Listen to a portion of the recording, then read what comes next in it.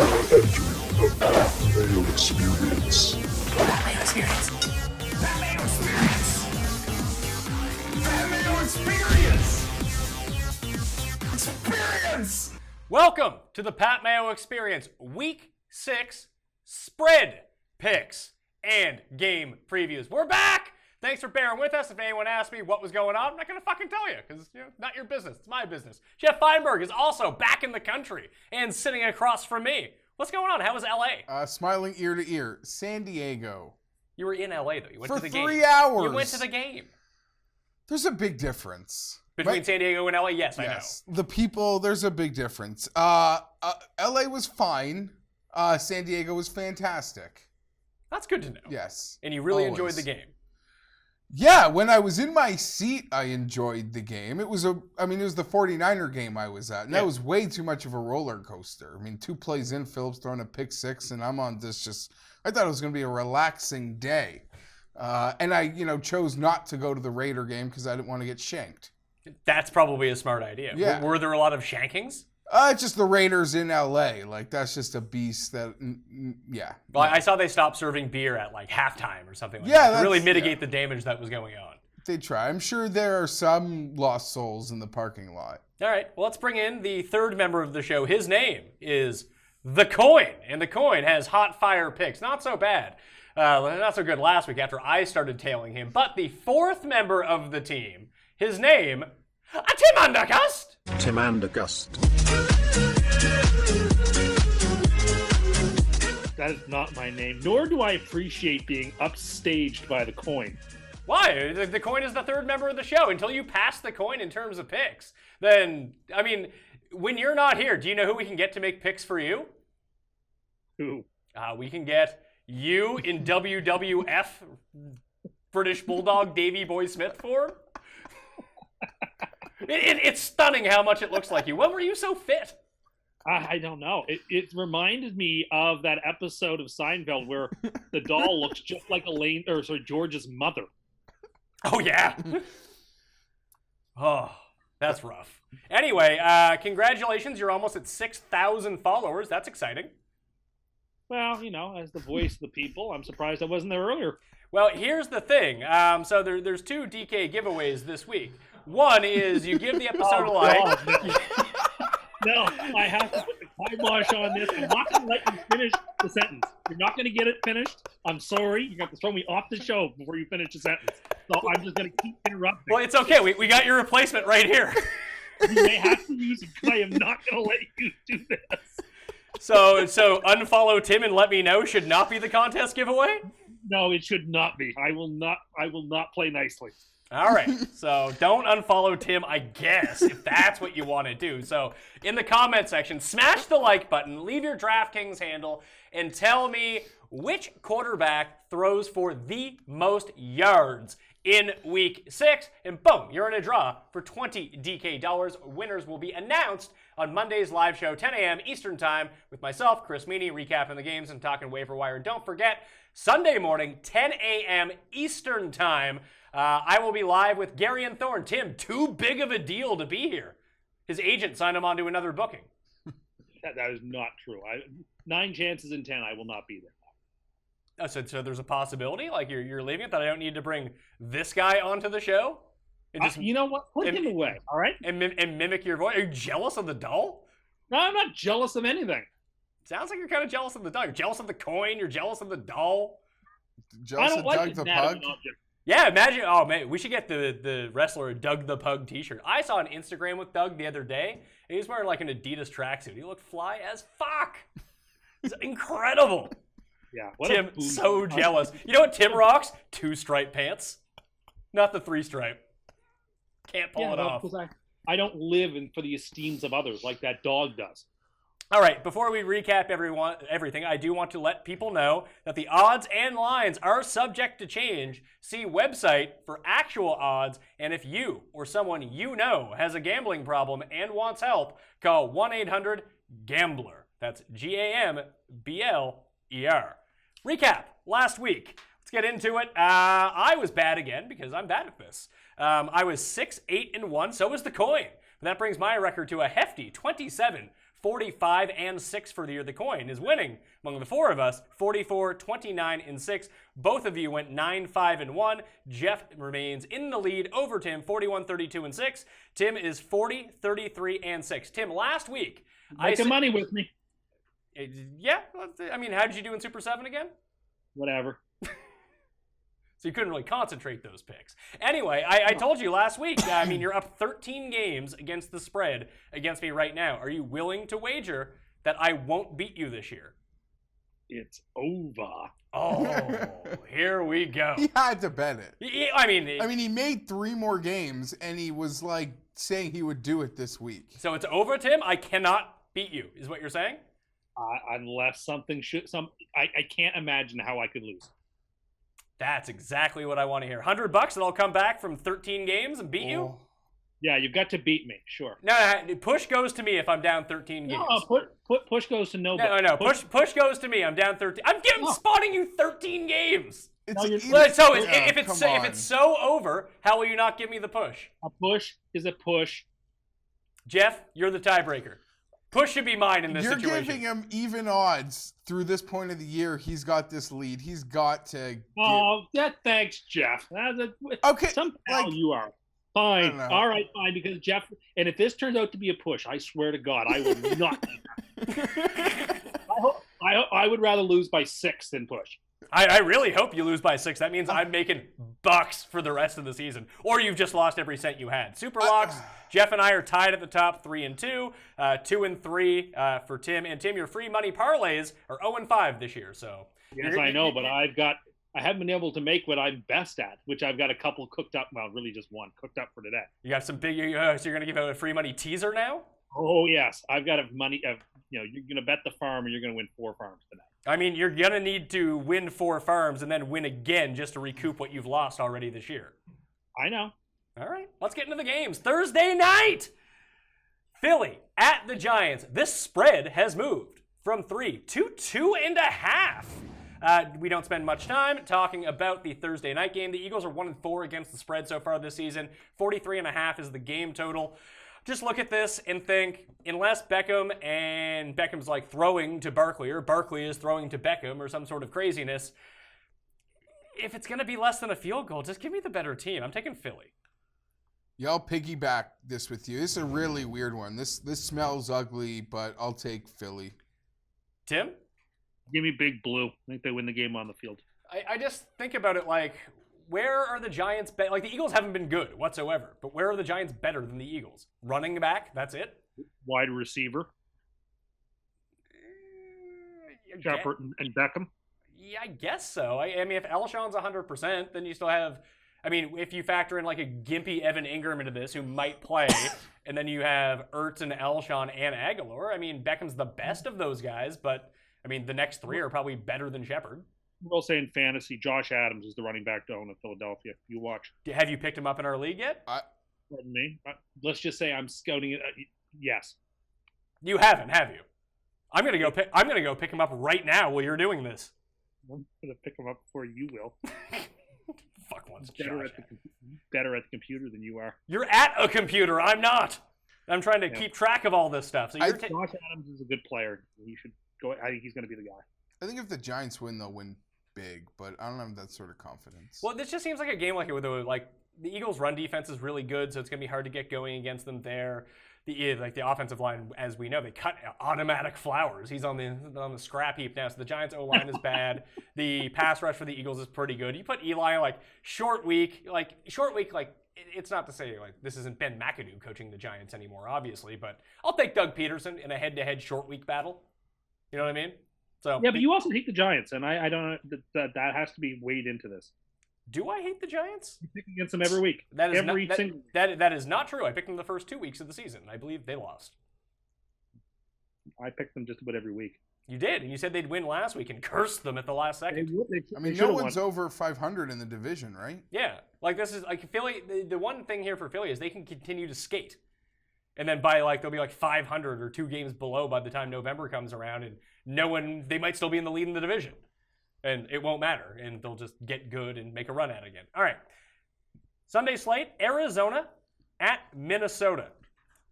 Minnesota's a 10-point favorite at home. 43 is the over-under. This is one of my favorite plays of the week. I really like Arizona in this game. Maybe not to win, but to cover 10 points? Like, you're dealing with a team with a really crappy offensive line against one of the best pass rushes in the league coming at you. That Kirk Cousins, you know, can make a mistake or two. We don't know the health of Dalvin Cook. Latavius Murray has been uninspiring. Patrick Peterson can lock down Stefan Diggs. So can Adam Thielen by himself cover 10 points against Arizona? Like, if Arizona gets to 14 in this game, they cover the 10, don't they? I like here last time. What's that? The worse offense than Arizona beat the Vikings the last time Minnesota was at home. So yes, I mean, I think your case is strong. I'll be taking I'm not as strong into this as you are, but I too am playing the Cardinals against the number. Make it a sweep for us. I like Arizona plus the 10. I don't have Pat's confidence. I think this number leaves the back door open all game. I think Rosen... Do you worry? Like, I don't know. Well, Like, I think that's the Rosen one thing. If Minnesota gets up by a bunch, I don't know if they're coming No, back. I think Rosen is capable. And it's a lot of points for in my opinion, a capable quarterback. I don't know what the numbers are on these big numbers this year, but quarterback play around the league is up in general, making it easier to weasel back in some of these games. Like the Colts almost weaseled back in that Thursday nighter last week because I had the Colts. I was like, hey, here they come. Maybe they'll cover. They didn't. Thursday nights have been very bad to me, except for that one time I super locked in Cleveland and they won against the Jets. That was fun. So the coin is going with Minnesota in this spot. So round Arizona and Minnesota from the coin. Buffalo, Houston, we finally got a line on this game.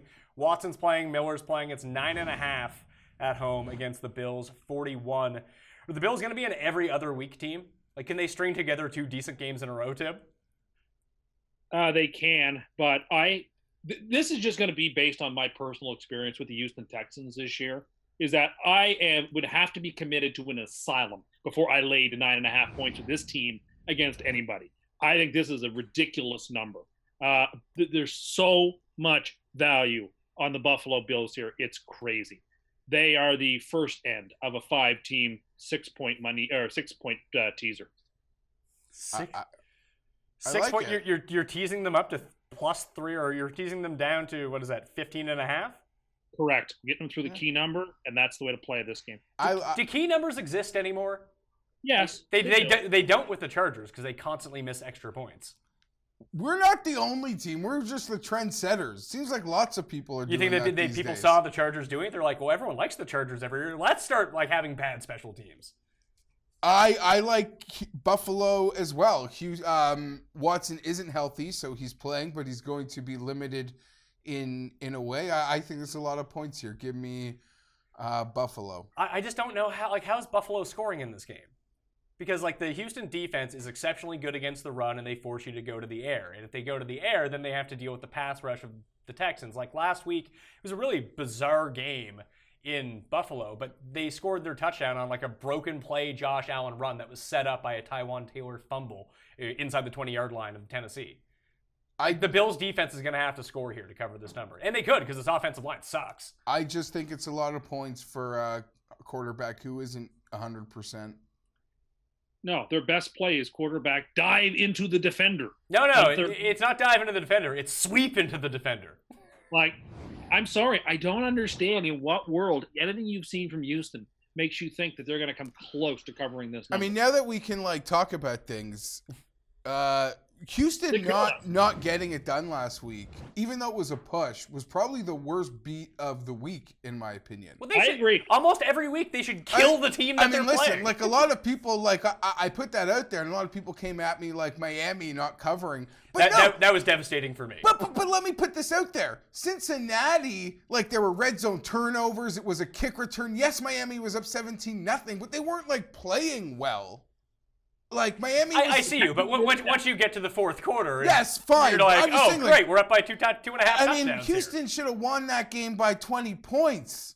It was ridiculous. It was ridiculous. So that, yeah, I don't know. Big emotional win as little brother beating big brother with the whole in-state thing. I don't recall Dallas ever beating Houston. Like, even their first ever game. Houston, Derek Carr, Houston won. That eliminated me from an eliminator. That's week 1. Yeah, I remember that. Houston has wonky week 1 history. They eliminated Tim last year when Jacksonville beat them. They eliminated you by winning. And there was a Miami-Houston game like 4 or 5 years ago that was week 1. Longer ago than that. Whatever week that was, I forget who was the massive favorite in that game. I think it was the Dolphins.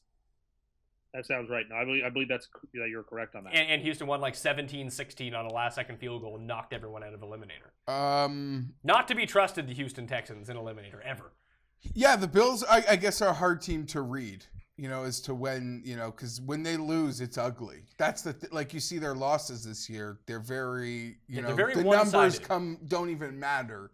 There's no real even potential to weasel out a backdoor, but just seems like a lot of points. So, this just feels like a game where it's like, oh, let's cut to Houston, and J.J. Watt has recorded his fourth sack of the game. I don't doubt it. Every team has these games that it's like they have the talent. This is gonna be like a dominant home Houston win where everyone looks awesome. Yeah, it's like Atlanta last year. I remember, Atlanta's suffering not through exactly the same problems as last year, but for the first 8 weeks of the season, Atlanta would just pile up 600 yards on everyone, yet somehow score 17 points every week. They couldn't score every time they got in the red zone, just settled for field goal after field goal after field goal. Houston is turning into that team, but there's going to be a levee break week, and just the points are going to come. It feels like this week against Houston. I'll take Houston. The coin likes Houston. You guys are on Buffalo plus 9.5? Yeah. And I hate to break your story, but the last time the Texans beat the Cowboys was that very first game of their history. The Cowboys are 3-2 all time in regular season games against Dallas. Against Houston. Those are the two I remember. Prime time. I don't blame playing prime time. You don't have anything to say. All right, Carolina at Washington. Washington's a 1-point favorite at home. 44.5 is the total in this game. Got no real takes here. I do. I think I like the over more than anything here. This stupid Redskins team. What was going on with them on Monday night? I have not seen a team less prepared all season to play a football game. And this is a league with Hugh Jackson. This is a league with Todd Bowles. This is a league with Mike McCarthy. And somehow the Washington Redskins were less prepared than them coming off a bye. Their defense wasn't even trying for period. It reminded me of the game for Washington when Hainsworth was just laying on the ground during the live play. Washington didn't try on defense. On offense, they didn't have any sort of rhythm. They didn't take any chances. That team was trash. And now you're saying they're going to go on the road, on a short week and play Carolina. I don't really like this Panthers team that much, but I think Carolina absolutely disassembles them this week. I don't have Tim's very confident. I'll say this. Do you find it strange that everyone just saw them get whacked This is where I was going. on Monday night by a lot, and now it's a short week, yet they're still favored at home? Yeah, and everyone's probably just running to pick on them, and Carolina bailed out a lot of teasers or what have you. They bailed out the last remaining Survivor pick I had. Okay, so there it is. I like Washington. It's a game that I don't think I would play, but for the purposes of this show and picking every week, it smells fishy enough to me where I'm going to take Washington at home. They just... I don't know whether they just knew from onset that they were a sacrificial lamb for Monday Night Football and this Breeze ceremony thing. But I don't know. I was disgusted. Alex Smith looked horrible. I could guarantee big bounce back game for him. It just sets up for just a bounce back for the Redskins. And I think you can make the case Carolina was incredibly uninspiring. Well, the Carolina game was really weird. They had that game in hand and they were rolling until the Beckham to Saquon throw, and then they just got it's like it flustered them the entire game. I think they're going to have problems with Chris Thompson here. Cust, you're big on Adrian Peterson. You're the whisperer. It looks like he's going to play through this separated shoulder. What do you make? Yeah, you want nothing to do with him going forward. So this, at least this week and probably next week. Avoid at all costs. He's already an old man. Now, he's had bursts this year where he's looked good. In terms of his skill set, he's like the NFC version of Marshawn Lynch, but his shoulders hurt. Washington has too many other dogs in the backfield that they can feed the ball to, so I'm not interested in him. I think this Washington team, listen, if they had any skill, they could win this division walking away. If Philly looks as bad as they do, Washington should be right there. That just shows you a team that has no life, that doesn't believe in itself, that after Philadelphia face plants, an open opportunity is for them to go ahead and win that game and take a lead in the division and really put the pressure on, and they couldn't be bothered to show up indoors. Like, I'm sorry. I just found that to be such an aggravating game. It feels like they would have lost it anyway. So now they're well rested for a short week because they barely tried. I'll say this. I'm more confident in Washington listening to how confident Tim is in Carolina. And if the Giants somehow win the game on Thursday, I would like Washington even more. So the Skins are 2-2 against the spread. They covered and beat Green Bay at home. What was their other cover? Week 1 against Arizona. Oh, yeah, that's right. They would have waxed Arizona, whose defense actually turned out to be pretty good, and they were able to put up points on them. It's just really bizarre. I'm going to take Washington here. I think they win the game. I'm kind of like you. I don't think this is making like a Super 7 pack for me or anything, but I'll lean Washington over Carolina. Chicago at Miami. Tim, can you please talk me into not taking Miami? Because I really don't want to, but that's where I'm leaning. Yeah, I'm going to play the Bears this week. This is usually a spot where I would play Miami because they've looked bad for 2 weeks in a row, and they're a home dog. But I'm sorry. The last 2 weeks, they have had so much to play for, and just they didn't show up at all against the Patriots, and they were just outmanned against Cincinnati. And it's like the Bears are, a better team than the Patriots. They're probably a better team than the Bengals. They have a defense that is smothering. I mean, how is Miami going to move the ball effectively against them? I just don't see it. This is a game where you can see 2-3 turnovers from the Dolphins. I don't know, man. I don't see the situation in which I think this is I think the number is short.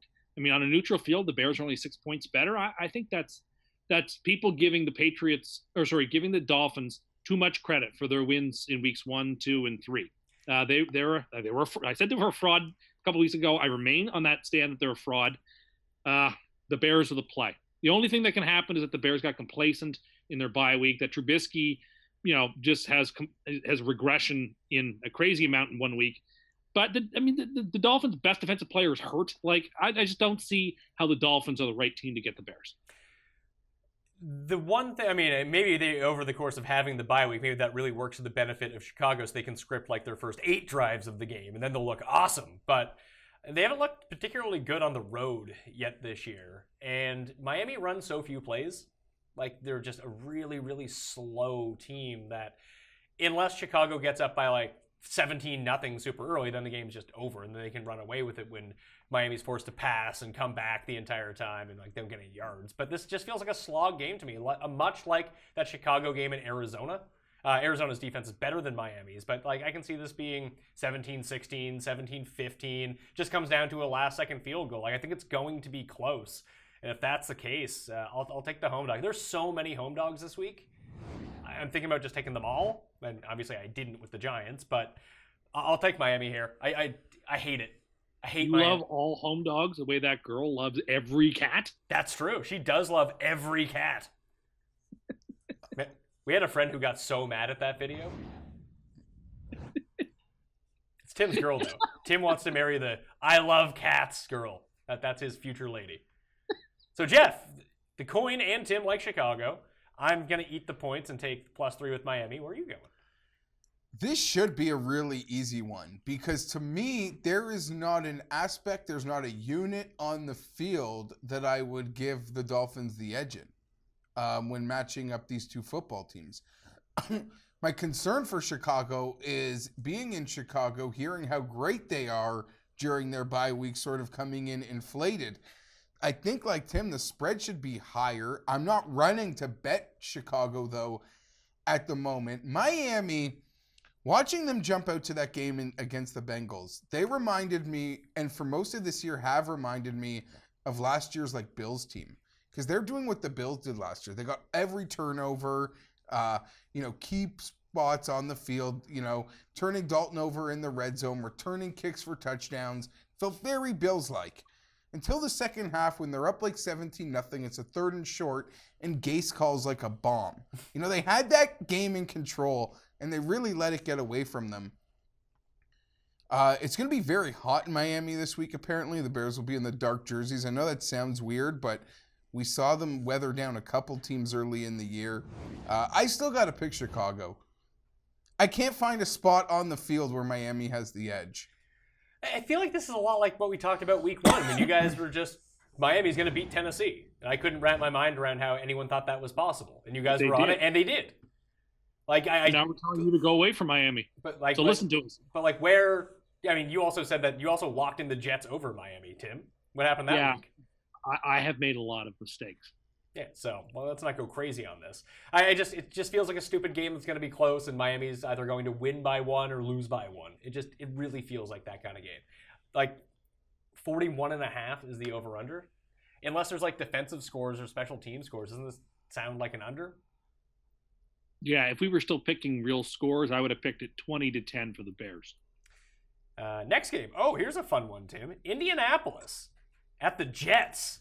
Jets, 3-point favorites at home. 45 is the over/under. I'm leaning over in this game for one thing, but I kind of like Indianapolis here. These teams are, despite being completely different, like you look at like DVOA through the first 5 weeks, they're so similar. They both have bad offenses, they both have pretty good defenses, and they both have top 10 special teams. The only big difference between these two teams, they both have good pass rushes, except Andrew Luck is not taking sacks, and Sam Darnold, when pressured, may not be the greatest. I can see him throwing this game away. I like Indy, and I like the points here. Indy plays super fast. The Jets play super slow. So unless they can get running like they did last week against Denver, and I doubt they're going to rush for 300 yards again, then this is going to be a close game as well, and I'll just take the points.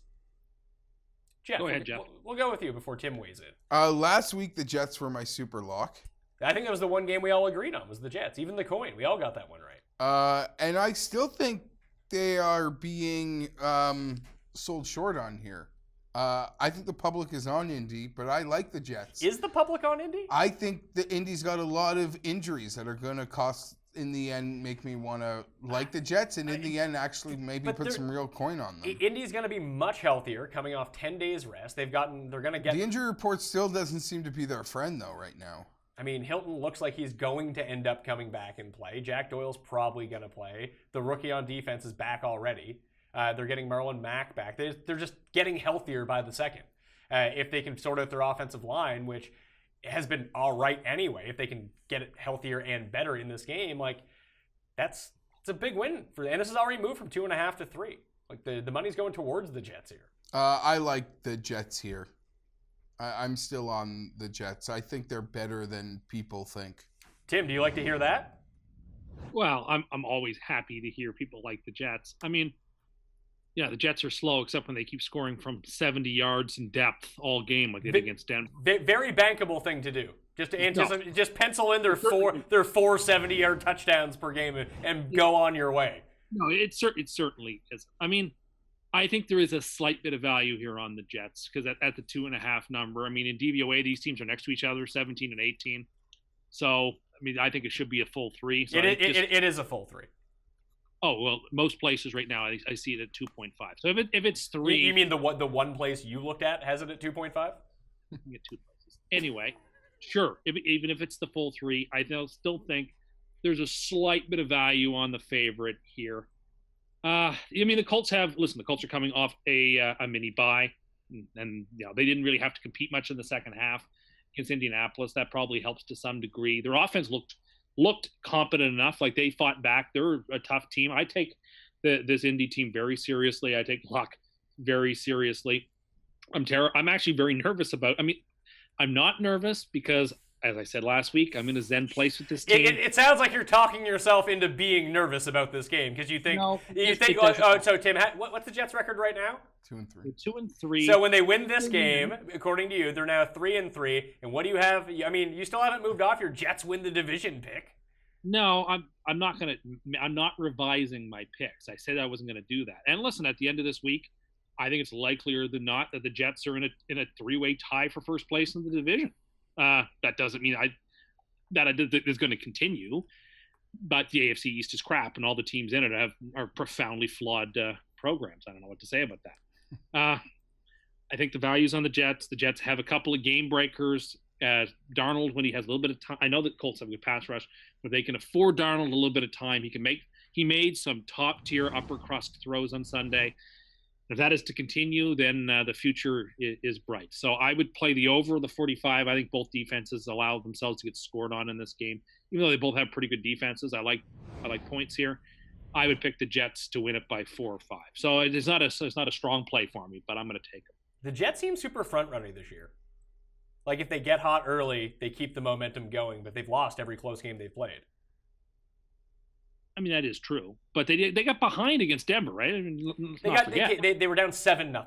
Teams can come back but from that's a 7-0. Yeah, then they got up 14, and the momentum just carried forward, and then they were able to every time that they've been able to establish the run in the game, they did it against that Detroit game too. Then all of a sudden they're looking a lot better. When they cannot establish the run and can afford to run, then they're in big trouble, man. Like, just throwing the game over to Darnold. Like, if you're going to give me 3 points here with Indy, just give me the guy who's the better quarterback. I understand. And listen, I mean, it goes back to people who like to stroke their beards and say, oh, establishing the run doesn't matter. Establishing the run is the most important thing you can do on offense because it allows everything to come off it from the passing. I would say being good at passing is probably the most important thing in offense in today's NFL. Once you've established the run. I mean, that's not true. That's not true at all. It's not the Big 12. You can't pass 8. If you look at it, every single team in the NFL this year that throws 50 or 60 times a game, that team loses every time. Like, you don't want to be throwing it any more than, 40 is probably the high watermark of what you want to be throwing the ball. You've got to establish the run before you can throw off it. These are timeless principles that don't change. Well, Kansas City only runs when they basically put 3 people in the box and be like, please run, please do not pass on us. There's a half dozen of their so-called throws that are runs. Those little touch passes behind the line of scrimmage where Mahomes drops the ball. I mean, okay, that is by definition a pass, but that is a run for all intents and purposes. I believe it's a pass. Counted as a pass, it's a pass. Okay, but you're being semantical. Let's move on. Oh, I mean, I'm being semantical? You're the one who brings this stuff up all the time. It's really not a pass. I remember when Garion said that Robinson Cano hit 300 last year, and you went in on him because he hit 298. Well, but if someone were to say they hit 400 and batted 398, you can be sure everyone in the world would make that comment. So you're saying, so I'm doing to you what you do to everyone else. Now you're triggered by it. Well, but you were upset at me for being semantical. So it's you being hypocritical. Yeah, but I can do it to you now because you're the one who lives in this world. I wouldn't do it to Geoff. Let's not get too wrapped around the axle on this. All right, so Jets for you two. Me and the coin are on Indy +3. But very tepid. Chargers at Cleveland. Geoff, take this one away because I like the Chargers too. You want to choose your own adventure here? You like this as a spot game, and you might go to this game potentially. Person I was supposed to go with bailed. Was it Paul? No. Was it Tim? No. Was it Cam? No. All right. But You don't know anybody else, Geoff. Who could it be? This is a revenge situation for the Chargers? Yeah, I don't think that's a real thing. No, I don't. I think this is a big game for 2018. I think, in my opinion, after the Sunday Nighter and maybe that Pittsburgh-Cincy game, it's probably the most exciting on the docket. I think that it has a lot to offer. I think it could end up being a wild card tiebreaker. I mean, the Browns seem like they're for real. They could be 5-0. They've lost to really good football teams. The Chargers have only lost to the Chiefs and the Rams. You'll notice that Geoff has conceded the division by saying it's a wild card tiebreaker. But anyway, continue. No, I would say this. It seems like every division except the 2 Western divisions could be over. The Chargers got a chance because if the Chiefs have a tough game on Sunday, and then you pull within 1.5. But Chargers got to take care of their own business. How much of the Browns doing well has been Tim calling them frauds for the past 4 They are weeks? frauds. No, they're... Andrew cursed my SUPERLOCK last week. I locked in Baltimore, and he was like, oh, there's no way that loses. No, they're as talented as a lot of teams, if not more. Now they have QB1. Do you know what they struggle with? Pass-catching running backs. That's not good. Well, we got a pair of them. Okay. Let's start here. I love a spot game. Last week was filled with spot games. Mentioned it on the show. It probably annoyed people. Went 9-5-1. I think the only teams that overcame spot games last week, ironically, were Cleveland, who I did pick, and Kansas City, I think, overcame a spot game. But that was one I said that's a team you didn't want to pick on. The Cleveland Browns have played back-to-back overtime full 5-quarter football games. They are now coming off beating their biggest rival on the planet, the former Cleveland Browns. Their first division win, their first rivalry win, certainly bigger than the Jet win, was beating as much as the Jet win got a win, this win meant a lot more. You know, they're living in their own honey glaze right now. Hugh Jackson gave them Monday off. Well, we are recording. Hugh Jackson also called for a 2-point conversion in overtime. No, it was after a field goal. He thought there was 2 He seconds. thought there were That's 2 right, yeah. seconds left. That everyone That's has how the to 2 show. go up. It's just like, oh no. As we're recording this is when I expect the Chargers to win this game. Right now, the Chargers are winning this game. In the film room, So you think breaking this thing Octavia Spencer is going to outcoach Hugh Jackson? No, as long as, well, listen, they've got to both stay out of the way of their coordinators, in my opinion. But, you know, listen, there's a lot that can work against the Chargers. There's a West Coast team coming To Central. to Central. That's the Eastern time zone, though. This is the first leg of the Chargers go to England after this game. I guess you could say this is one game where the Chargers might not have the worst kicker. Might not. Yeah, it'd be equally It could bad be a kicking draw situations. in the kicking situation. So for every extra point we miss, they can miss one. I don't know. I'm just really excited. I don't know if it's like I'm a Charger fan, but the NFL fan in me is excited for this game. And we didn't shit the bed in September. We sort of held our own, and we got hot last year, and let's do it again. It starts right now. Yeah, I just think the Chargers as a whole at this point of the development of Cleveland are just a little bit better. So, and I don't think it matters that the Chargers are going on the road, home, road. They just play on the road every single They week. just anyway. played a road game. They play a road game every single week. So this isn't Sure. too bad for them. Okay, can I say, though, I think, you know, the Indians got eliminated. It's nice Cleveland Cavaliers won a title, but it is Browns country, and it is going to be a hornet's nest. 70,000 crazies now, because that's the heartbeat of that city, is this football team. And it's nice that the other teams do well, but nothing matters as much as these guys. And that place is going to be insane on Sunday. I don't like that Tim keeps calling them fraudulent. That makes me nervous. Well, it's not just me. The numbers say so, too. What? 30th offensive football. The offense is terrible. The Chargers are playing the only team in the NFL with a worse special teams than theirs. The Browns are 32nd in special teams. They have an excellent defense. Their offense is amongst the very worst in football, and their special teams is abhorrent. Now you're telling me that they're going to go up against the Chargers, who have all the weapons that you would need to neutralize the Browns' defense, their only strength, and to imagine that this very, very mediocre offense has a chance to score 20 or 20. I mean, they're going to have to score 24 points minimum to cover the spread and win the game. They're not capable of that. My goodness. I look at it right now and I say, the only thing that scares the life out of me is that the Charger special teams is also capable of terrible things and can screw it up. So for safety purposes, I decided to make them the second leg of a 5-team teaser. A Going 6-point through team. 0. I'm going through 0, and the only reason I'm doing it is I'll get the Chargers above a field goal, and I'll get them above 4 points. So I'll take out of consideration the various missed extra points that are counting. This Browns team is not good. And I mean, that's a 25th, 26th in DVOA. Like, the numbers say that this team is a very, very, very fraudulent 500 squad. I would say that their offense has been better with Baker Mayfield than it was with Tyrod. Yeah, now it's the 30th best offense instead of 32nd. Now, what a great improvement with a very overrated quarterback who, because he's arrogant and because he's loud and because he's boisterous, gets all the ink. When there's a far better quarterback in Gotham City who actually can throw the ball and doesn't have to show himself up like a peacock in order to get attention. Somebody's going to take Sam's Rookie of the Year. No, that's definitely true. You Baker's so much better Well, than he Sam gave Darnold. Sam Rookie of the Year week 1, like after the game. He also, I still stand by it. I still think Sam's he the also front gave him runner. the Super Bowl. He's not the front runner. Baker Mayfield's the front runner here. Betting-wise, actually Barkley. If the Browns win 6 games with Baker Mayfield, he's the Rookie of the Year. Yeah. Betting-wise, he's certainly not the favorite. Well, I mean, then what are Baker Mayfield's Should odds right bet now? it. Should Yeah, we bet should it. definitely bet that. What is it? If Barkley, I think, is laying money. Oh, Why? Well, I don't get that at all.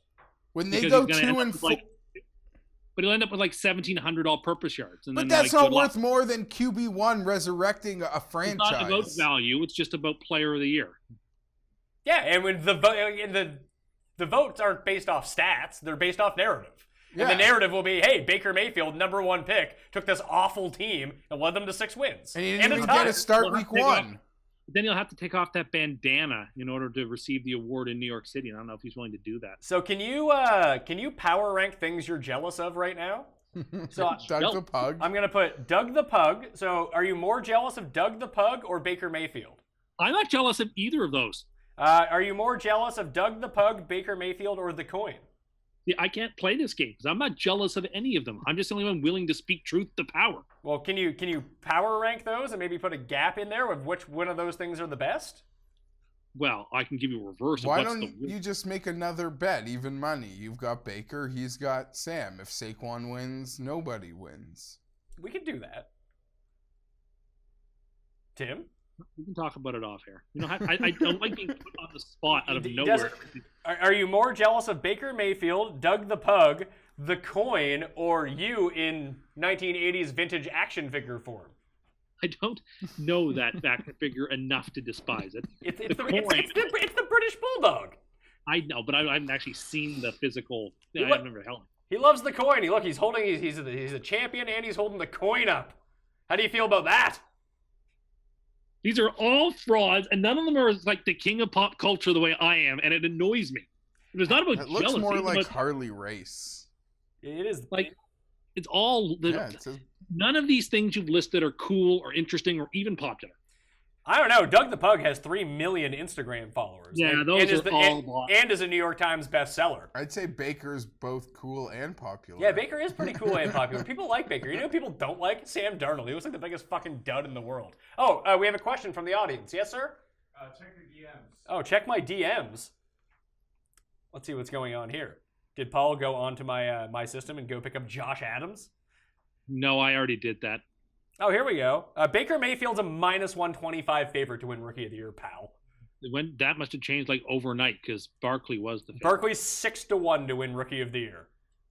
Sam Darnold's +650s. Yeah, Baker's the Rookie of the Year. No offense to Saquon, there are 4 rookie quarterbacks first rounders who are playing. He can't win the award. He was drafted ahead of all those save one. But it doesn't. Yeah, and people are still mocking the fact the Giants took a running back at #2. Well, some people are like most people are. Sensible people are. I think it's. I silly am, that but I'm gonna stop mocking them. I think the thing that just has to be mocked is Gruden, but we'll get there. Which Gruden? The Raider coach and his 9.5 years. So that's a round of Chargers for everyone, though, right? Yeah, it's a round of Chargers. Even the coin is on the Chargers. Pittsburgh and Cincinnati, 2.5. Are they going to allow this game on TV? I don't know. It might have to be like pay-per-view. It's rated X, so you can only watch it on Showtime. It's or my HBO. favorite game of the week. Really? Do you think Cincinnati is being disrespected at home, getting less than a field goal? Absolutely. Unequivocally? I love the Bengals. They're the favorite to be my super lock. I'll give Tim credit for being, I think, the one here who's sort of on to this team. Do you think certainly before I was? Do you think that Mr. Perfect gets kicked out of this game after he perfect plexes Big Ben? Listen, one of these 2 teams can actually play defense, and they're at home, and it's the Bengals, and I'll take the 2.5. Smiling, because this thing should be more of those sketchy 5.5 point spreads, in my opinion. So there's a ton of spread value on the Bengals to me, who I don't love the spot. You know, the big Atlanta win, they came off rusty or made a lot of mistakes early in the Miami game. Another game they had to really put it all to the wall to sort of finish that job. And, you know, they ended up winning bigger than I guess people would have thought. But I love the Bengals here. I think this is a game where they can show themselves big time, and I think they will. The coin is on Cincinnati, Tim. Will you continue with your love for the mighty Bengals? I will. I mean, these 2 teams are next to each other also in DVO ratings, so I actually don't think the line is that much of a disrespect. It probably should be a flat 3 or maybe even 3.5 at most. The Steelers the last couple of weeks have been able to score some points, particularly last week against the Falcons. Worst defensive team in the league. It was, and they managed to take care of business. And there's something to be said about that. And when the Bengals have been, I mean, the Bengals have a better record. The Bengals are 4-1 against the number, but they've also had to scramble a bit. The last 2 weeks, they beat the Falcons at the very last second, whereas Pittsburgh blew them out, and they had to scamper for their lives in order to take care of the Dolphins. Like they're getting the wins, but even if you go back to Week 1 against the Colts, like they probably lose that game if it's not for that pick six in the last 2 minutes of the game. For the Colts. So the Bengals have been the cardiac cats. And so I'm nervous about this game. It's certainly not one I'm going to play, but I will take the Bengals -2.5 with like a 51-49 sense of confidence. Yeah, I'm going to take Pittsburgh here. Just it feels like they're getting themselves right. And even just to throw in another game Tim's talking about, that Thursday night game against Baltimore where they got up big, they almost blew that game. True. Baltimore just kept coming back and coming back and coming back. I mean, Pittsburgh's been humiliated, it feels like, twice this year already, which is very atypical for them. But I guess at the same time, like, we saw Jacksonville go in there and just blow the doors off them last year, and then all of a sudden they were fine again. So it seems like they're getting themselves righted. Their defense is bad, but it seems like it's getting a little bit there. They're getting to the quarterback again, which is nice. You start putting some pressure on Andy, and all of a sudden, then you're looking a lot better. And doesn't this feel like you just said that Cleveland beating Baltimore? It's a big rivalry game. This is Cincinnati's biggest rival. It's definitely not Cleveland. Oh, yeah, it's Pittsburgh. That it feels like Burfikt's going to do something stupid. Someone on Cincinnati's going to do something stupid to swing this game. Like Tim, you always talk about like the Raiders and Lions are really stupid teams. The Bengals are also a stupid team. 100%. They're just as stupid. So it wouldn't shock me. We saw this last year. Remember this game? The Bengals got up big. Then they kept hitting people in the head. And next thing you know, they lost the game. It's a veteran-laden team. I think everything you're speaking of that you think is going to work against them, I think this week they'll channel it to work for them. Yeah, they have no discipline. In a big victory. The biggest game of their season, without a doubt in my mind. It is. I think they'll be ready for the challenge. I think they win this game. It's not one for me, but I could get cocky and like alternate spread this game. Dude. Really? You think it's a big win for the Bengals? I think they take care of Pittsburgh. All right. Well, I'm on Pittsburgh Island for this one. Seattle and Oakland. Oakland's +3 in Mexico. This is the Mexico. No, game. London. It is It's in London. Oh, it's London. Ah. But it's played at 2:00 instead of like an early game. So it's a primetime game? It will be evening in London, but it'll be at the same time as all the other. Which is really annoying because next week when the Chargers play the Titans in London, it's like 9 a.m. Yeah, it's stupid. Gross. Hate that. I like the super early game. Everyone hates. I the like early it. No one hates the early game besides you because you can't figure out how to fuck say it. He I hates don't- that the Chargers Yes! are playing in it. Thank you. Because I don't want to be in a sour mood the whole freaking day. Tim just can't figure out how to stream it, so he can't watch it. That's why he hates it. But it's also Although he claimed to be good at computers earlier. Yeah, I know what's up. Do you? Where do you stream it at? I don't need to. Well, if it's on Yahoo, you just go to the Yahoo website. What if it's not on Yahoo? I think it's just on regular television. I think they're done with the exclusive streams games. I like when they put on exclusive stream games just to hear how triggered you get. It's like when they I had don't that. get triggered. it's I'm like- just speaking to the average person. It's just like when they had the one MLB game per year. One of 162 is like a Facebook only game, and Tim lost it. Yeah, well, you know what? Because people like my grandmother who watch every single Blue Jays game all year can't watch this game because they have to cater to some hipster millennial who would rather watch it on his phone while he's on the train somewhere rather than going home and watching the game and not satisfying the people who are watching the game the traditional way. And it was bad enough when they took the All-Star ballots out of the stands and let people vote on the internet. That was atrocious in and of itself. But the idea that they're going to take the games away from people just annoys me.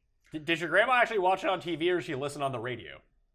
Usually she watches on sometimes she'll watch it on the radio if it's like an afternoon game and she's cooking, but as a rule she watches it on television. She watches every game. She's a real fan. Unlike these millennials. So if you watch something on your computer, you're not a real fan? Well, I'm not saying they're not real fans, but I'm saying but you just called the other people real fans. Well, the people who watch every single game on television, yes, those are the realest, most dedicated fans, rather than some dweeb millennial who would rather go to his, upscale cafe for a chai tea latte and watch the game on his iPhone XS, which is the size of an iPad, just so he can be seen watching the baseball game. Like, it just drives me up the wall. And I wish you hadn't brought it up. Triggered. See, remember when I said it would trigger you? It did trigger you. Not triggered. You're justifiably upset. incredibly triggered. And as the only millennial of the three of us, are you drinking your chai tea lattes? What are you talking about? You're all technically in that age No, group as we're well. not. Jeff and I missed the millennial age group, pal. Sorry. That is not how it was. That is how it works. You're distinctly in it. We're distinctly out of it. So you're just self-hating. I think we're bordered. Like we're at the top end. Listen, as someone, his big thing, it's not about millennials or anything like that. I mean, if you're such a computer wizard, Tim, why don't you just go over and show your grandma how to use it on the computer? Because she doesn't have a computer. Why don't you go over and be a good grandson and bring over your computer? I can't do that on like a random Tuesday afternoon. I might be busy. You weren't when the game was streaming. You know what? I don't understand why you want to go to bat for such a nonsense principle that does nothing but disenfranchise the fans who have been with them since the very beginning in order to satisfy some kid who doesn't really care. Maybe he'll catch a couple of, and then all he'll do is complain about how slow the game is to whoever wants to take out their Beats by Dre earphones for a minute and listen to him while he tells them about it. Come on. I have wireless Beats. They're so top notch. It's incredible. Yeah, I can't have wireless earphones. I'll lose them in 3 seconds if I do. That doesn't make you seem like a very stable person. I don't say that you like the new iPhone, like iPad or the Apple like earphones that don't have cords. Like if I had those, I would lose them in 5 seconds. You might want to become more responsible in your older age, there, Mr. Millennial. You know what? Stop calling me that. Why? You're a millennial. What else would you like to be called? I reject. I mean, all these arbitrary distinctions. It's just, you know what? Let's move on. We're not getting any. You're just trying to wind me up, and I will not get wound up about this. Well, here's the reason that they can put these things online, because the real fans that you talk about, fans in general, very stupid. And they're just going to watch either way. So if you take a game away from them, they'll just get triggered like Tim, and then tune in tomorrow. The other way, you can try to expand your base a little bit and get more viewers. That's why they do it, Tim. No, they're catering. No, that's not why they do it, to get more people to watch. No, that would be crazy. Well, they're losing fans by doing it that way. But they're not, because these people who you claim are diehards, they're not tuning out. They can't watch it, some of them. Yeah, they'll tune in tomorrow. But then you know what? It'd be like if 60 Minutes preempted the news or something like that. Oh my God, where's the news? We'll tune into the news tomorrow. And that's why when the NFL does do these stream games, they also make sure it's on television in the home markets for those cities, because they don't want to disenfranchise fans who watch it on television like regular people. They also have exclusive rights deals with the home market that they have to show them on TV as well. Because if the NFL could, no, because those deals are baked in place. You wait till all the games are on Amazon. You're going to be so triggered. Oh, I don't have a problem if they're on Amazon as long as they're also on regular TV. Oh, they probably won't be. That's why Amazon, because Amazon has the most money to spend for the new rights packages. They might buy all the NFC or AFC games and put them all on Amazon Prime. The rumor is that they will buy the whole 1 o'clock slate, but CBS and Fox will show 4 o'clock games. Okay, so yeah, that's a rumor. You won't be able to watch any 1 o'clock game, Tim. You'll have to buy Amazon Prime, because why would you buy the rights to the NFL games if you didn't also be forced to buy the product from the company that's actually buying the games? That's how that would work. I don't think the NFL will be doing that. That seems something that the NBA would do well before football would ever try. Football has got a foot squarely planted in the television world and aren't going to play that game, I don't think, in the near future. You know, the NFL also was the first. They took Monday Night Football from network to cable. People thought that was crazy. Yeah, I bet you Tim still thinks it's crazy. Cable TV? How dare you? I still think that I do believe that ABC should be forced to simulcast it. Yes, I felt it then. I feel it now. It's such a ludicrous take. But that's one less night for the Good Doctor. Yeah, all Tim's favorite shows come on ABC Monday nights. Is that when Grey's Anatomy is on, Tim? I've never watched that show. Sure. We're still waiting for your season premiere reviews of Young Sheldon and The Good Doctor and that new fake This Is Us. I don't watch either of those shows. You only watch network TV because you can't figure out how to get to the rest of the channels. I watch non-network TV. I've just finished watching Better Call Saul, which continues to be the best show AMC's ever produced. You like it more than Mad Men? I honestly am to the point now where I think it might be better than Mad Men. And I've written on Mad Men. I love Mad Men with all my heart. And I'm to the point now where I think Better Call Saul is the best thing they've ever done. Tim is suffering from recency bias on this one. No, I'm not. I thought about it after 2 seasons, and it keeps getting better. It's unbelievable how good that show is. Seattle and Oakland in London. The Raiders are 3-point dogs, although I guess they're both going on the road. It's a neutral site game. I don't know what to make of either of these teams. Like, Oakland reeks. Seattle kind of shitty as well. Does anyone feel a strong lean in this game? Tim will like Oakland because he loves Oakland, but Tim's an idiot. I really like the Raiders in this game. Yeah, of course you do. You think they're making the playoffs. And what happened as soon as you said they make the playoffs? They got blown out by the Chargers. Yeah, well, I like them enough that we're going to tease them up. Is there another end of the 6-point tease? We'll get them to 9 points. I don't really, to me, this game should be closer to a pick, to be honest. I agree. I don't really know why Seattle on the neutral site is getting these points. I can tell you why. They got the best player. They look good against the Rams. Yeah, look who stands under center for both teams. Yeah, and put them side by side. Be like, oh, I'd want that guy. If the other guy was your quarterback, I'd be like, we're fucked. Yeah, and I don't know. Gruden's already complaining about going to England. For a guy that got 10 years, $100 million, he sure as hell's got a lot of complaints. Give me Seattle. I don't really think there's much value in it, but did you see the clip last week? I've retweeted it a couple times, but it's Rivers pre-snap, like mocking the Raiders. Tim found that arrogant. It is arrogant, and I think it's bad for the game and quarterbacks to show up their opponents. I don't think that's laudable or in any way. I think that's very bad sportsmanship. But Rivers is not always the best sportsman, so that happens. Imagine living like Tim. Imagine thinking that way. Imagine believing in sportsmanship. I know, what a crazy thing to believe. I tune into things for entertainment value, and people are entertaining. I don't like that. And guess what? At his press conference this week, or I think it was yesterday, or even today, because I read part of the transcript, Baker Mayfield just went on glowingly about Phillip Rivers. Shocking.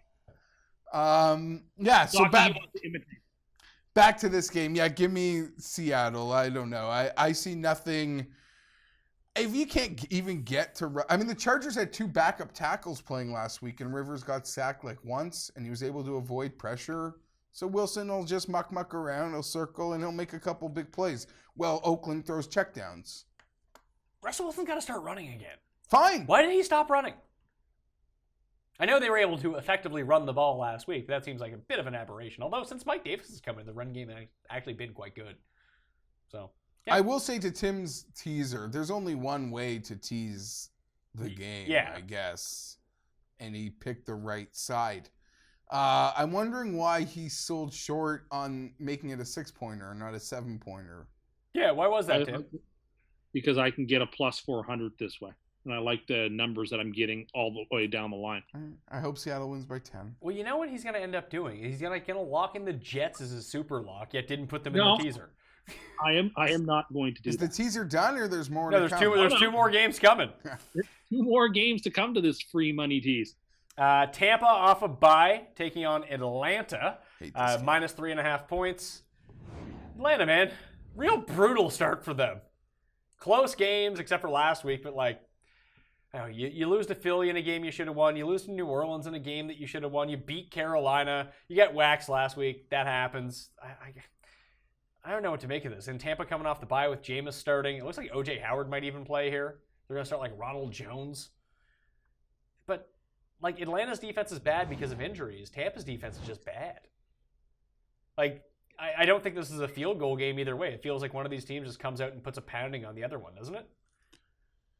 Yeah, and it seems like people are probably still going to go to the well thinking Atlanta and all the fantasy players are going to that was my lean, so have a big, just one of those big explosive home games that, teams. Why can't that be the case, though?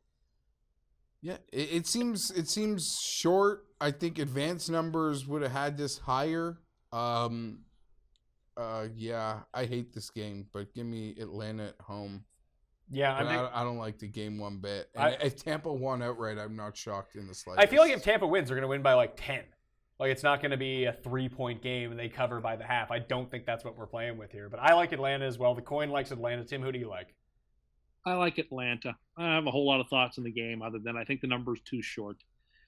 We haven't seen Jameis all year, so who in the heavens name knows what he's going to look like on the field. But we know the Falcons at home can put up points. They have done so at this season when they've been at home. The game should be about 5.5. It's 3.5. So even though you're not going really through key numbers, you're getting value on the Falcons. So I say take them. Rams at Denver. The Rams. All right. The Rams finally did not cover last week. And is this a similar situation? Do you think that Denver was in that Monday night game against the Chiefs? Yeah, I like Denver here. You do? I think very similar. I think it's going to be a closer game than people think. Between the injuries, maybe to the Rams receivers and their injuries at corner, I think there's a way this just ends up being a close game. I would take the touchdown. You take the touchdown, you take the +7? Yeah. The over-under in this is 52.5. Like, even with the injuries, like Cup might play, Cooks might play, we don't know, but Denver has a legit bad run defense. Like, it's horrible. And if somehow they commit everything to stopping Gurley, Goff is going to throw all over them, regardless of What's who's out there. Gurley on DK this week? What's that? He's at 10 grand. You know what? 10 grand. You still should buy him, but oh my God, that's huge. Yeah, I've been working. I mean, I like him too. Even at the 10 grand, it's just so hard to make a reasonable roster with him.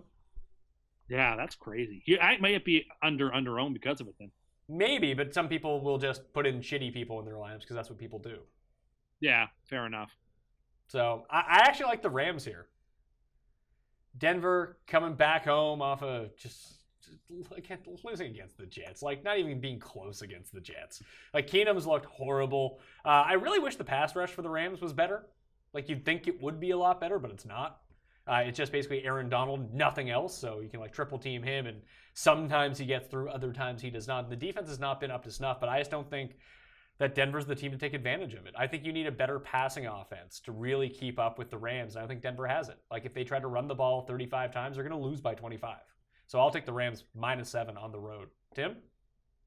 Yeah, I feel like the good Lord invented this game for the teaser. So it'll be in there. We'll tease the Rams down to 1, and we'll take them. And we'll lay the 7 with them too. Denver does play better at home. That's worth noticing. But the Rams played a sort of a sketchy, not great game against Seattle. They won't do it twice. They won't play badly twice, I don't think. I think they take care of business here. I watched a ton of the Denver Broncos last week. That team could not get out of its own way. They've yet to cover a spread this season, so why are they going to start now against the second best team in football? I'll take the Rams. All right. Baltimore at Tennessee. Tennessee, 3-point dogs at home in a game where they're going to try to muck it up with Baltimore. Hot take. The over-under is 41. I like the over. Everyone's going to think this game is going to be like 10-9, a lot like the Buffalo game last week, but I think these offenses can get moving against one another. Yeah, I guess both these teams, because Baltimore's off a 9-6 win. Tennessee's off like that 1 point, like 13-12 or whatever that silliness was in Buffalo. I'm taking Baltimore here, by the way. I don't love it, but I'm going to take them. I don't think there's any spread value with Baltimore, but I'm seeing that Lewin probably won't play. And that, to me, means I want to take Baltimore. Tennessee,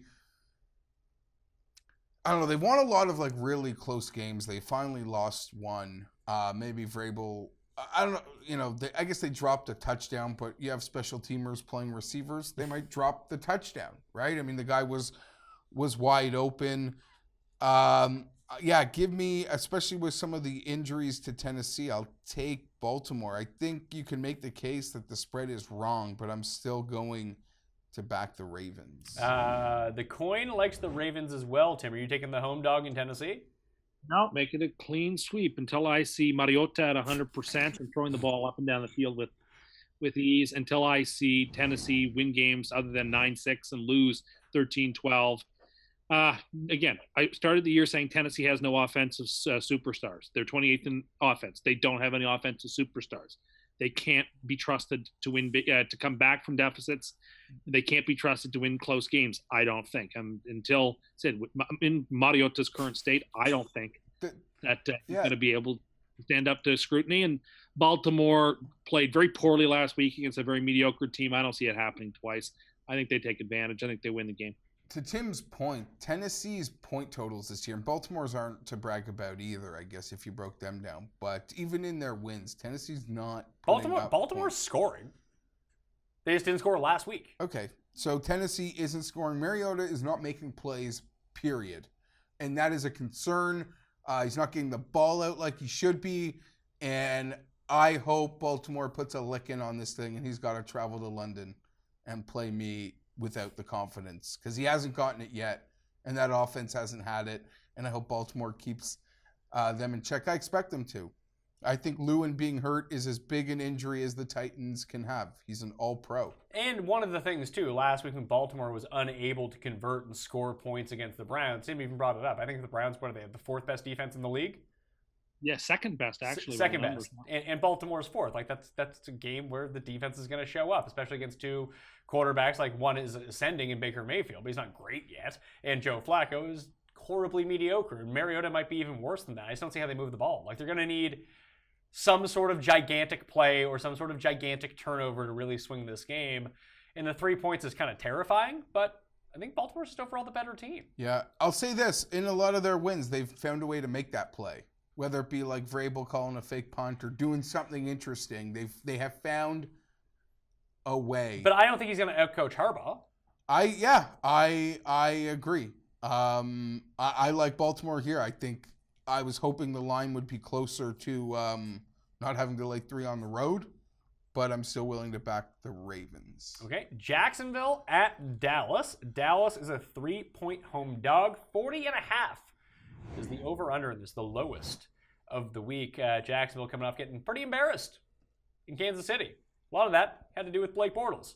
Although, did he end up throwing for 400 yards? Yeah, the prime example of why there is a law of diminishing returns with throwing the ball in the NFL. Well, I mean, they were also down by like 20 the entire game. What were they going to do? Yeah, run? It's just indifferent. If you throw that much, you can't win a football game. That was my point.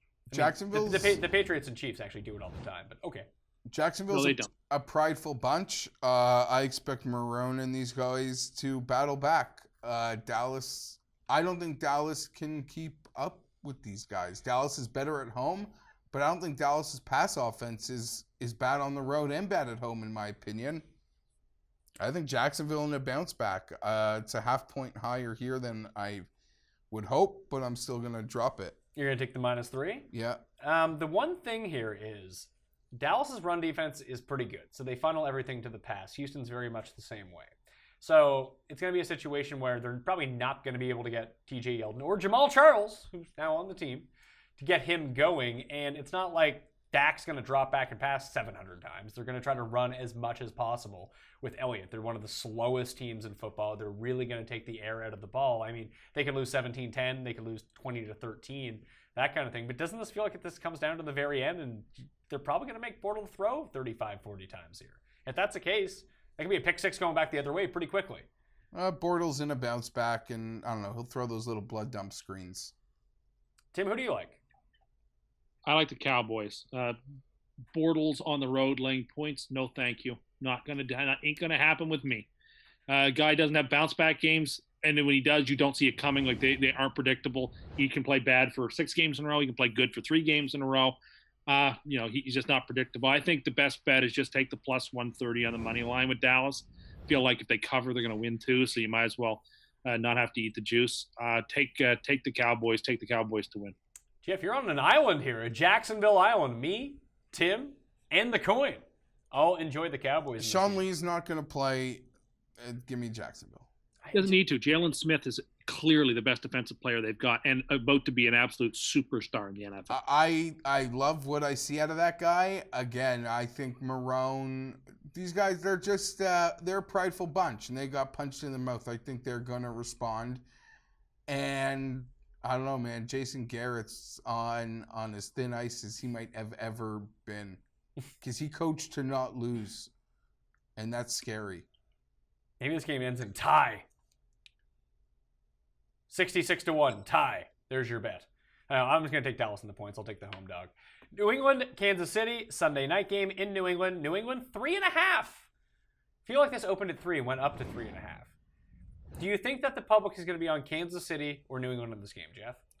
Publicly back dog Kansas City Chiefs is where we'll see the money. If that's the case, I mean, I like New England in this game anyway. It just seems like it's going to... Everyone's just blowing so much smoke at the Chiefs right now that this is the perfect letdown spot. Or they go in and just absolutely crush them. Both things I would like to see, but I'll probably end up betting on New England here. The coin likes New England. The 3.5 I don't love. I wish it was 3. But I'd be very curious to know where the public is coming in on this, because I can see this, the public hammering Kansas City, the books taking a stand and moving this to like 4 by the time to try to dupe everyone into betting on Kansas City. And then all of a sudden, the Patriots just win by 25. So I'll take New England in primetime. When was the last time that New England lost 2 primetime games in 1 year? I don't know. But they also hadn't lost back-to-back games in a long time, and then they did. So, like, I mean, let's look at this number, 3.5. That means Vegas thinks on a neutral field the Patriots would be favored. They think the Patriots are probably a better team. If the Patriots play their most perfect game and the Chiefs play their most perfect game, the Chiefs win 100 times out of 100. That's I gotta pump the brakes. They do. The Chiefs are better at every position on the field. That is at least on the offensive side. They're better at every single position on the field. That is not being hyperbolic. That is a fact. Now, the Patriots are at home. The Patriots play good football at home, and they don't lose a lot of games at home. All those things are true. But the Chiefs are doing something special. The Chiefs' offense has really yet to be – the Patriots couldn't slow down Blake Bortles or Matt Stafford. Matt Stafford and Blake Bortles made them look foolish. Andrew Luck had his way with them in the second half, and for a moment pushed that game within striking distance. Brady keeps overthrowing people every week and looking old. The Patriots are okay, but the Chiefs are on another plane. This is a complete perception game. You are a stool pigeon if you step into the Patriots in this game. The Chiefs are the only way to play it. The Chiefs, this is the freest money I have seen on the board all year. It is, to me, absolutely asinine that the Patriots are laying. I could understand a field goal, even though I think that's still dumb. I could understand it. The idea of 3.5 is absolutely mind-boggling. I don't understand I don't know how any projection system in the world could have watched the last 5 weeks and think, actually, the New England Patriots are better, because there is just no case evidence to back it up. I mean, the Chiefs are free money, and I mean that, free money. They're on the teaser. They're the last part of the teaser. You can tease them up. They're plus 165 in the money line. Basically, you are being given free cash to go take that plus 165. I think the money will come in on the Patriots. I think the Patriots if on Sunday night people are chasing, they're going to come in on the Patriots because they're the old dependable. They're the old reliable. And when they lose their third game in 6 weeks and they're 3-3, and they are completely made to look a fool of. I mean, look, the Chiefs, the first 6 weeks are going to have to play their 3 toughest games. They will have played the Steelers, the Jaguars, and the Patriots, the number 1 seeds in the divisions in the AFC last year. They'll have taken care of them in 6 weeks. The NFL threw the biggest boulder they could have in front of Kansas City. And if they're 6-0 after this game, they're dancing without any real obstacles. Like the Chiefs the Chiefs are a much better team, and on offense, they're better at every single position in 2018. I don't understand taking the Patriots. Rant over. So, I mean, I'm taking the Patriots. The coin's taking the Patriots. And, Geoff, you're also taking the Patriots? I was on the fence. His confidence makes this easy. Give me the Patriots in a game that's going to stay close. And Belichick and Brady they'll finally take advantage of the Eric Berry list. And even if they do, they're like 4.5 yards a chunk. But they might even just run the ball 30 times. Yeah, but that's what I mean. How no coach I've seen knows how to use like first down, second down, third down into first down, second down, third down. I think it could be one of those games to keep Mahomes mania on the sideline. In the end, the Patriots. I was really torn. Your confidence, though, Tim, is pretty scary. That's got to be your What am I wrong about? It's the NFL. I don't care. Against me. Tell me what's wrong about my argument. Then. You talk in absolutes, and I've watched too much football to even give any credence to your 100 times out of 100. So you lose me, and you lose the audience when you make those sorts of statements. If the audience thinks that the Patriots are not, if the audience really believes that the Patriots' best is better than the Chiefs' best, they're crazy. I'm sorry, they're crazy. We saw these teams play last year, and the Chiefs were worse than they are last year, and the Chiefs, couldn't. The Patriots be have extra time. The Patriots, I don't know, Edelman and Gordon and the Gronk. Patriots are I coming think off it's the going to be mini a close bye. game. Everything you can get, they are able to practice as a full team for 10 of course. days. And I know League would definitely wanna Mahomes give the is Patriots like, I know Of course, Mahomes. they Do would you know what give this every is? advantage People to think that the Patriots. do you know what happened here? He saw the line was 3.5 and he got triggered. It sounds like I he's just think triggered. it's dumb. You need just to fucking calm down a little bit, and I pal. get it. Maybe maybe get a decaf pumpkin spice latte the next time you go, Mr. Millennial, and just calm down a little bit. You don't need to be this angry over a betting line. And I have no issues with like him claiming like the play is the money line. Like that's a perfectly normal. Listen, I'm not saying the Kansas City can't win Yeah. this game. I just think that New England's going to win and they're going to cover. And if they, I don't know, they're gonna win them all. Yeah, they're going to go 16-0. No. I guess they win this one, and they'll start thinking about Oh yes, it. well, I mean, if this one's free money, every other game must be absolute free money the rest of the way, isn't it, Tim? No, they'll probably stumble against what. I mean, they play the Rams in Mexico City, as Monday Night Football kept advertising in 6 weeks. I think they could Do you lose know that they've already started flexing? They flexed the They did. Bengals Chiefs games into Sunday night in a couple weeks. I saw that they took 49ers Rams out of that spot. Good. I like that. I like that move. Yeah, no, good. I like it. Also, I don't watch the Monday night broadcast. I watch it without like sound on. It was better. As someone that's been really hard on Witten, I thought last week's was better. Than Yeah, he's most. getting better, but it's going to take him a full year. Like, you can't judge somebody after 5 games. But he I can't don't- be given the silver spoon then. No, and I get that. Listen, Booker is really good at. I still say he needs to get out of that cherry picker and get in the booth. It would make everything a lot better. I have Monday Night Football as a second screen experience.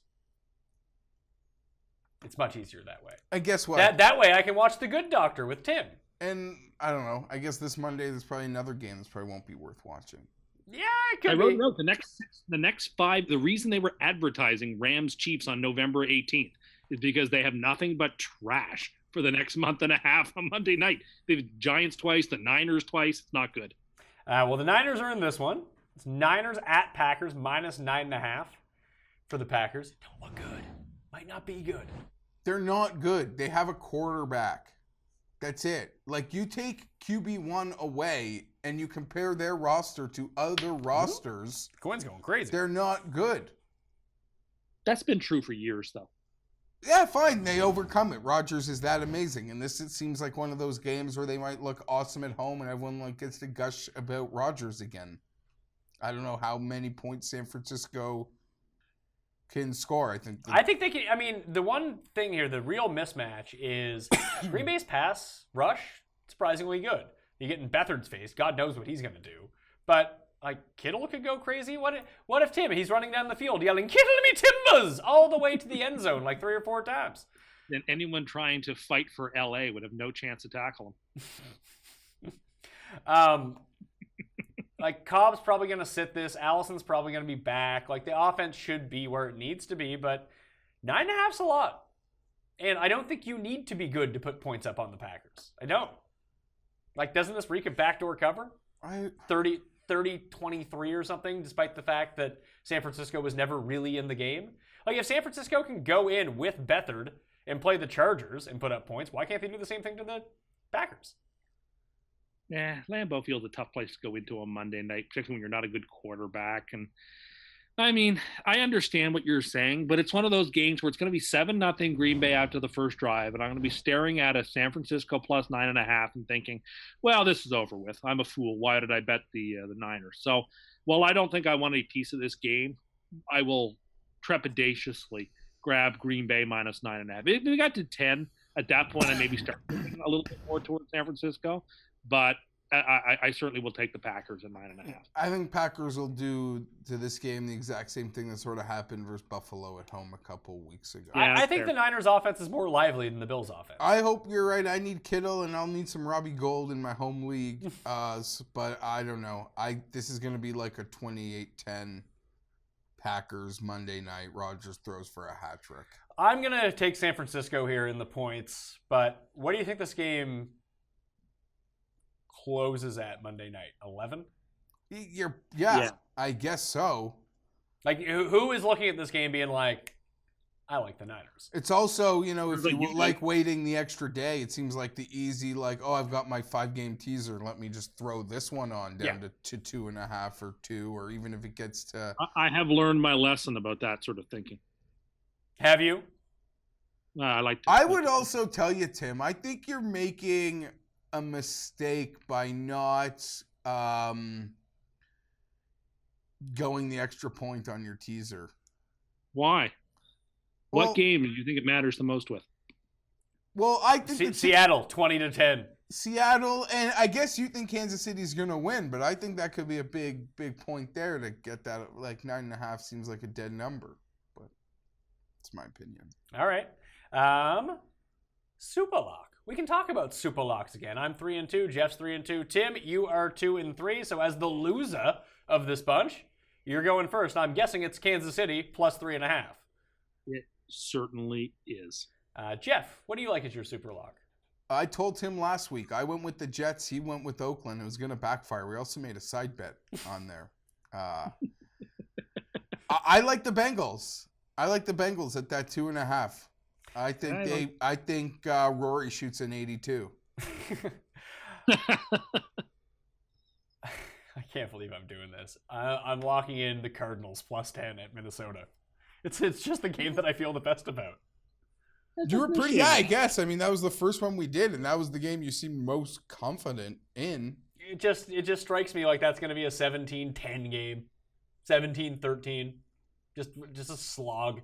Maybe a turnover from Kirk Cousins. Just if Arizona can get to 14 points, they cover for sure. Who do you think wins the North?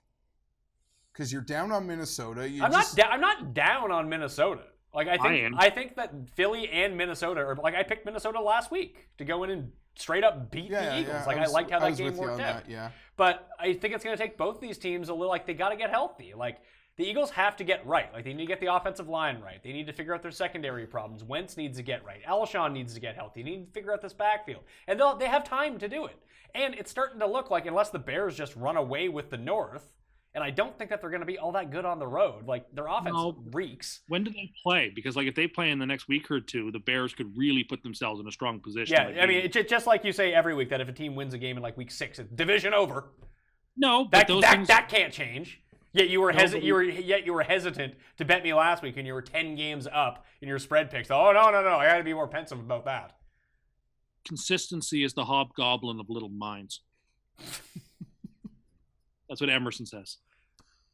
Emerson, so like who's our winning friend's the kid? North? No, Ralph Waldo Emerson. Oh, yeah. Again, this is great, Tim. No one cares. Yeah, again, why would anybody care about classic literature? Why don't I just cite, the Real Housewives of New York? I mean, it would make you more in the loop if you really, truly want to be the king of pop culture. That would actually help. Hey, I watched the American Music Awards last night. Yeah, I don't think that qualifies. God. I think that's like the antithesis of being a part of the king of pop culture. You're watching stuff literally no one gives a shit about. Well, I mean, the only reason I knew it was on was because This Is Us was preempted and had to go on early. And so I had to like watch it an hour earlier, which meant that I had to, then I said, oh, well, I might as well watch these awards, see what's up. And it was not an enjoyable it's not much fun as the Oscars or the Grammys or anything like that. So. How many of the acts did you know? You know what? I felt like I did not know much of what was going on. But you're the king of pop culture? Well, yes. You don't know who anyone is.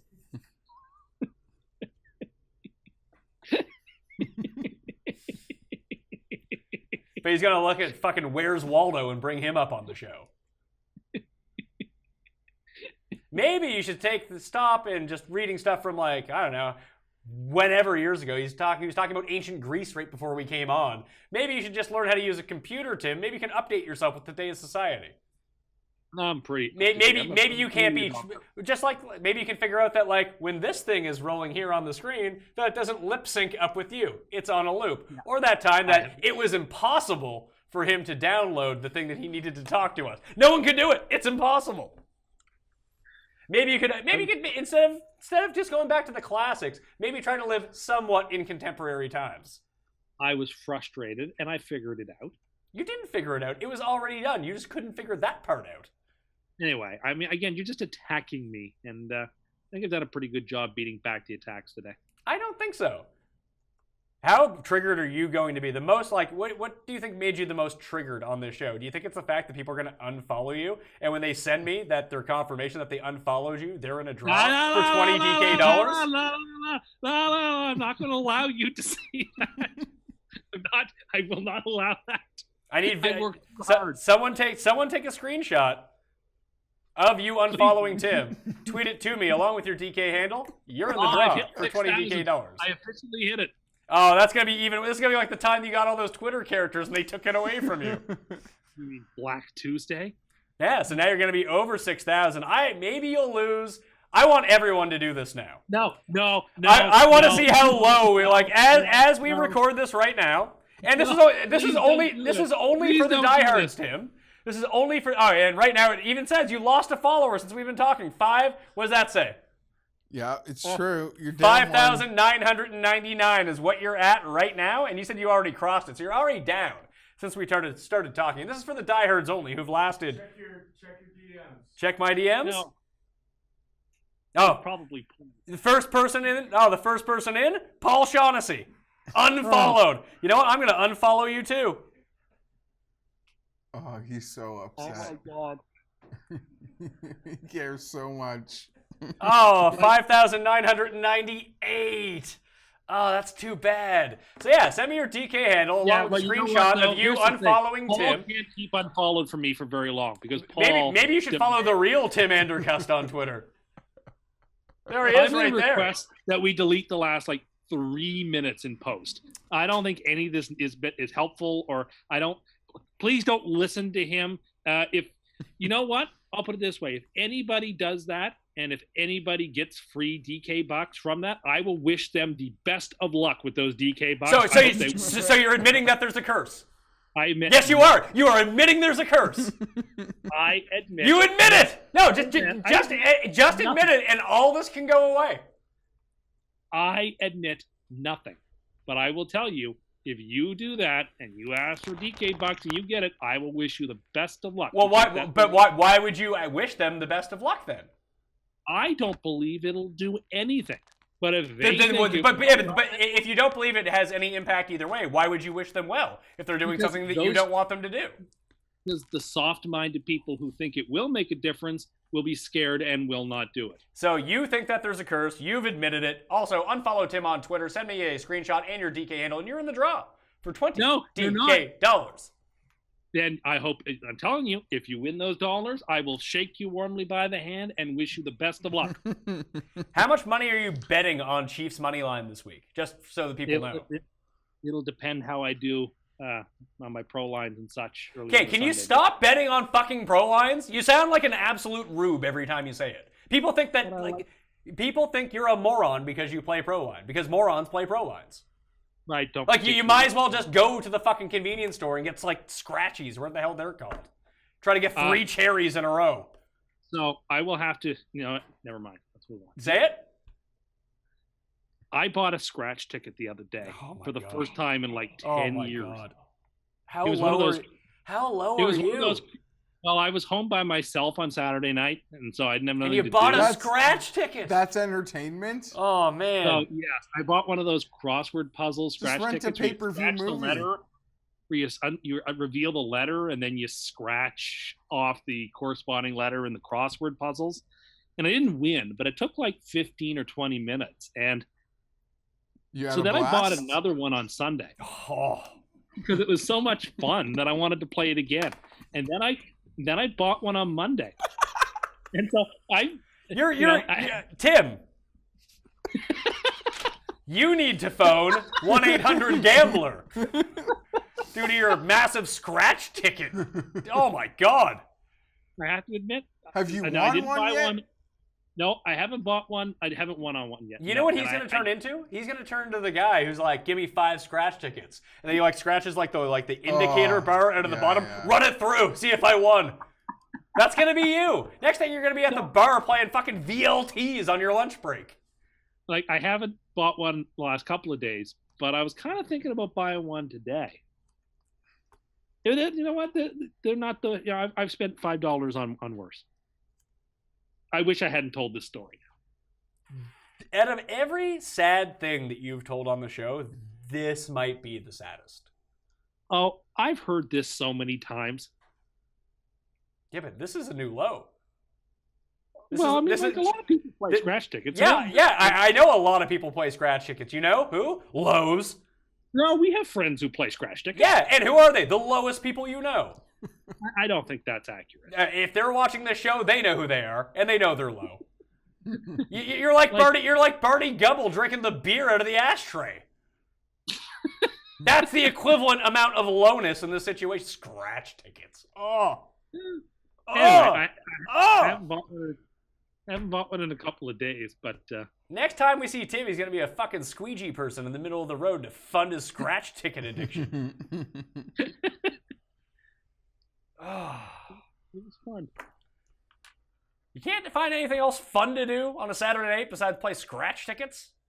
Oh, well, it took 15 minutes. Then I went to bed. Listen, you should start hanging out with my grandma and go to the casino and play the slots with her. No. Why not? It sounds right up your alley based on your gambling habits. We have gambled together many times. You know I don't play the slots. It sounds like you're veering towards that direction. I am not. I played see, this is why I should have kept it to myself. Just like that time that I lent him money when we were in Phoenix, and I was up a bunch of money, and then he ended up winning and gave my chip back to me. What happened? Lost the rest. Cursed. A cursed chip.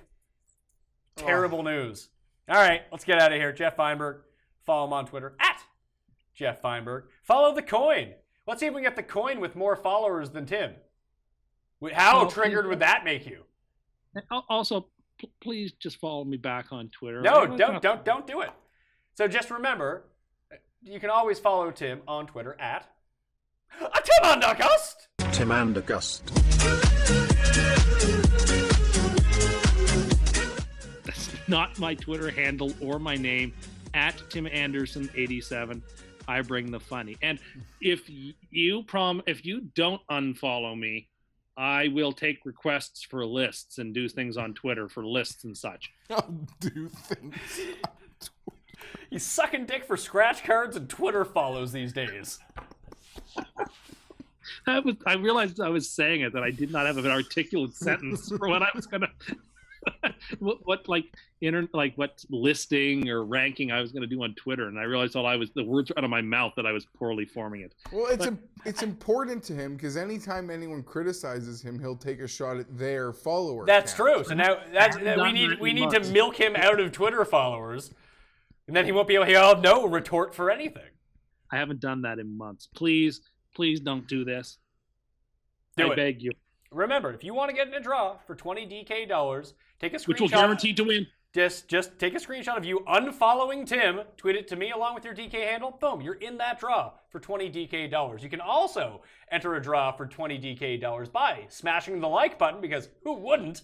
And then go to the comment section, leave your Draftkings handle, and tell me which quarterback you think will throw for the most yards in Week 6. That's the show. Check out the Facebook page for the cheat sheet. We're glad to be back talking spreads with all of you. Win some bucks, all right, in Week 6. I'll see you next time. That is such nonsense. I mean, come on. I mean, listen, I bring the funny on Twitter, and I have worked to get my Twitter followers up. And I don't understand why it's got to be some game to take down my. When I bring the funny consistently on Twitter, like people are gonna try to unfollow me en masse. Like, I have worked very hard to get myself to say I shouldn't have said anything. I don't know why I say these things. You're down another one now already, and we haven't even put this out yet. I just get myself in trouble. I don't know why I say these things.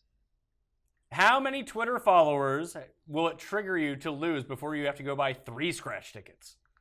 You know what? Maybe I won't buy any. Maybe that's it. It was just 3 times, and that'll be it. Yeah, I mean, this got. I'm gonna start buying Nevadas. Yeah, Nevada. That's what I was thinking of. Nevadas. That's up next for you. Cherries. That's gonna be you. You're gonna be bragging about how many cherries you've pulled. And you invested $500 and won $25 back. But you'll call yourself a big winner. You want to talk about you were talking about the lows that we know. You know exactly who does that. I was so close to winning on my last crossword one too. It was so frustrating. Let me guess. You were just one letter away from a real big score. I was. If I had gotten an A, I would have won big. Like my bonus number or bonus word would have come in. I would have gotten a ton of word in both the upper and lower puzzles. Everything hinged on me getting an A. And the last letter they gave me was like a J. And I was like, come on, who needs a J? Well, you've effectively bummed out every single person watching this show. Right, you're recording this. Yeah, we are definitely recording this. That's right. You forgot, didn't you? Yes, I did. I don't know why. Yes. Mayo experience! Experience!